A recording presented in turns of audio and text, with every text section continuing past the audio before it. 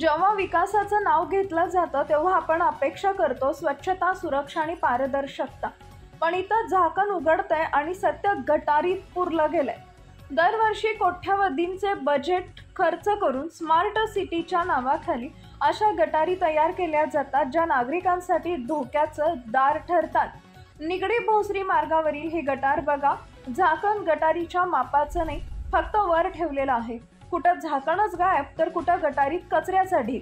महापालिकेचे कर्मचारी आणि ठेकेदार यांनी नागरिकांच्या पैशाचा इतका उघडपणे गैरवापर केलाय की जनतेच्या सहनशीलतेची परिसीमा झाली आहे. पावसाळ्यात पाणी घरात घुसतं, गटार सगळं भरलेलं असतं, असं एका नागरिकानं भावनेनं सांगतोय. दुसरे नागरिक म्हणतात महापालिका फक्त झाकण बदलते पण समस्या तशीच उघडी राहते. ही फक्त गटार नाही, ही अवस्था कुजल्याचं प्रतीक आहे. पण आता जनता जागी होतीये.